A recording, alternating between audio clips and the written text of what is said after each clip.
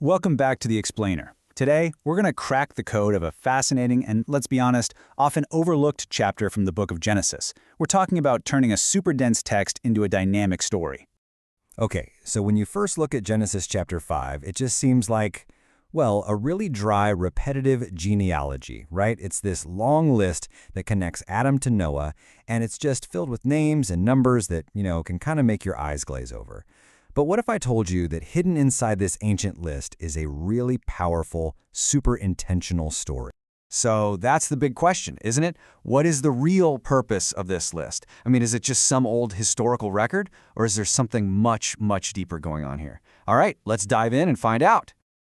So the very first step to cracking this whole thing open is realizing the author isn't just, throwing names on a page. No, they're using a very specific repeating formula for almost every single person mentioned here. And it all kicks off with Adam, right there at the start of the chapter. His entry? That's the template. It's the blueprint for all the generations that are about to follow. And what's really wild is just how consistent this pattern is. I mean, for each person, we get these 4 key bits of info. How old they were when their main son was born, how many years they lived after that, a little note saying they had other kids, and then finally their total age, and that one final recurring phrase, and he died. And this just happens over and over and over again. This rhythm, it's like a drum beat, right? It establishes this baseline, this sense of what's normal in this ancient pre-flood world. It creates this steady, predictable pulse of life and death. But here's the clever part. It's also setting us up for some major surprises. Surprises that are specifically designed to shatter that very rhythm. Okay, so beyond the formula, you've got the numbers themselves. And honestly, the most staggering detail in this entire chapter is the sheer scale of these lifespans. I mean, these aren't numbers we see anywhere in our world today, not even close. Seriously, we're talking about lifetimes that are getting close to a full 1,000 years. Just look at this. Adam lived 930 years. Jared, 962. Now, from a theological perspective, maybe these crazy long lives are meant to show a world that's still closer to its original perfection. But think about it. These are lifetimes that are nearly 10 times longer than ours. It just paints a picture of a completely different world. And then you have the record holder, Methuselah. He reached the absolutely incredible age of 969 years. That number has become legendary for a reason, It's the absolute peak of human longevity in the entire biblical story. It's the high watermark for this whole ancient world. All right, so just when we've settled into that rhythm, he begat, he lived, and he died, bam! The narrative throws this massive curveball, and it's all centered on the 7th guy in the list, a man named Enoch. Think about it. By this point in the chapter, the text has totally conditioned us to expect one thing and one thing only. Adam died, Seth died, Enos died. For 6 generations in a row, every single story has ended with that same final inevitable word, died. We are absolutely expecting it. And this slide just brilliantly shows that dramatic break in the pattern.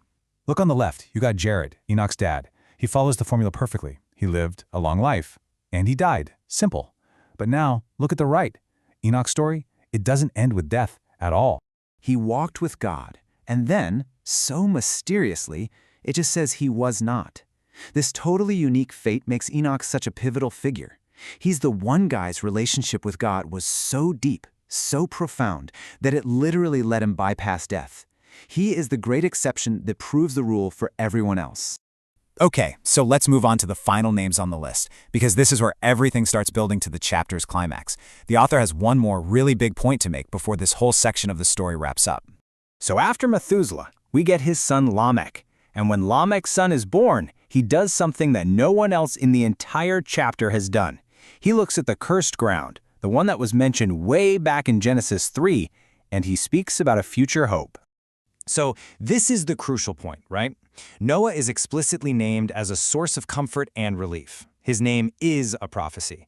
And this is the very first glimmer of hope we've seen in a world that's been defined by all this long, hard work.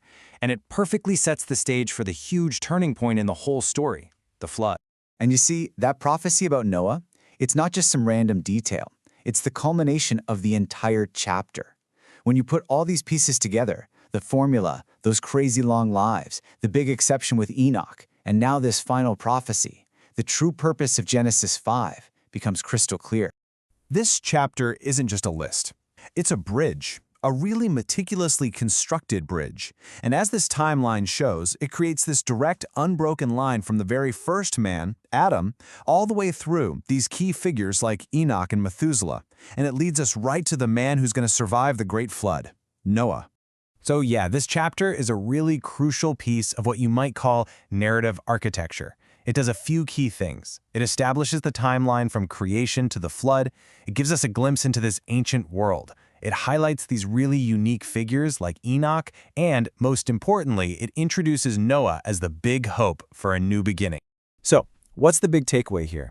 It's that even a list that seems, kind of boring on the surface can tell an incredibly powerful story.